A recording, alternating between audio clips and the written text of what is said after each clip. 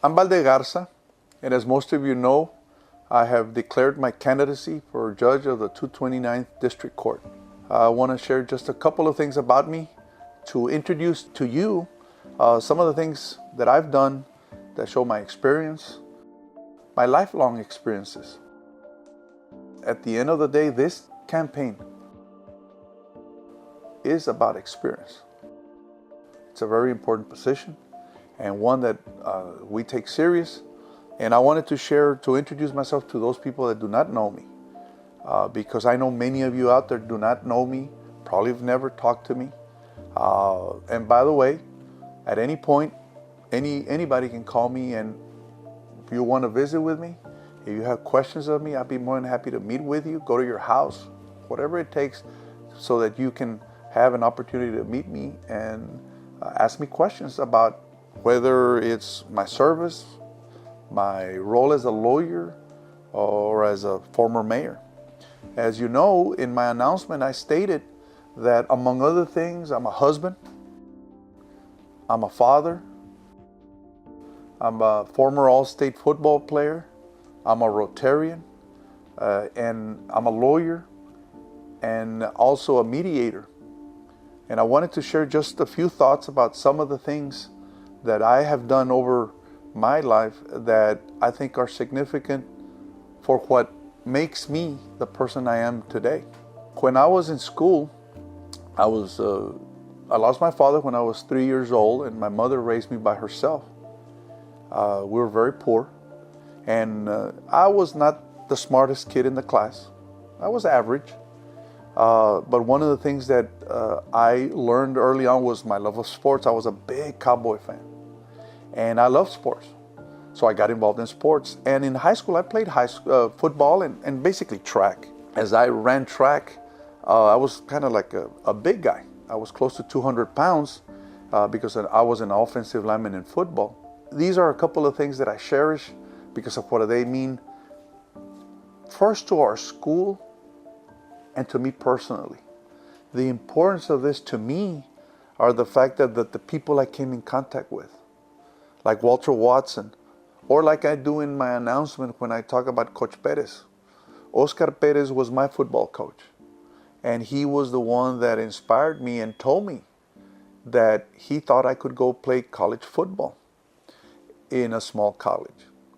And he took me to Sul Ross, which is where I went to college. And went and played football. Now, what I learned through this experience as an athlete was that in order to succeed, you had to have commitment. Commitment to a team, commitment to your fellow teammates, and commitment to yourself. Because it's like everything else that transpires in our life. I tell students when I go to school that I know a lot of people that are very smart, very talented, who have never made it in the world. But I also tell them that I have never met a hard worker that is not successful in what he or she does.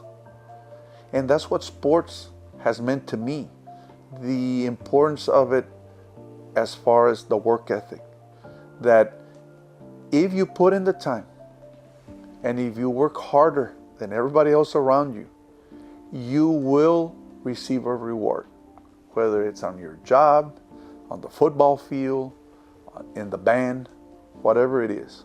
And that's what I got from athletics. And more importantly, the lessons that I learned from my coaches, from my teachers, are lessons that I still carry, because those were the ones that inspired me to reach, to dream about things that I never thought I could do. They were the ones that put those thoughts in my mind when I was a young man. And for that, I will be forever grateful. And this is why this picture right here is special. Because, I see Coach Martinez there, who was my 8th grade football coach. And he went on to coach me as a linebacker in high school, and went on to become my client. And just special people, the Acevedos, that they were just incredible teachers for me, role models. And this is what I think is important when you think about doing things like now, whether it's public service or anything else. As I was reflecting on some of these things that brought a lot of memories back from my time as a football player, I went home, and one of the things that my mother did was preserve all my trophies and my plaques, and even the letterman's jacket that I received as a Rattler my sophomore year. And in looking at the jacket, I was reminded of the letterman's the letter that we all receive. Of course, like I said earlier, I lettered in 3 years, both as a football player and as a runner in track, and I was twice selected as a captain. I had the privilege. My teammates thought that I exhibited enough leadership that they selected me as the only junior. We had 4 captains, and I was the only junior. And in looking at the jacket, it's sort of funny because I can't fit into it anymore. When I looked at the patches that my jacket have, these are not patches that say, well, graduate of 1979. These are all honor patches from being all district and all state and regional qualifier, district champions, and it goes back and it measures, I guess, in my mind, what kind of commitment it takes, through injuries, to play through injuries and things like that. And nothing different than what it is to do a job. When there's days that you just feel you can't go to work because you're tired or you're hurt or you're sick. Well, that's the same way as an athlete.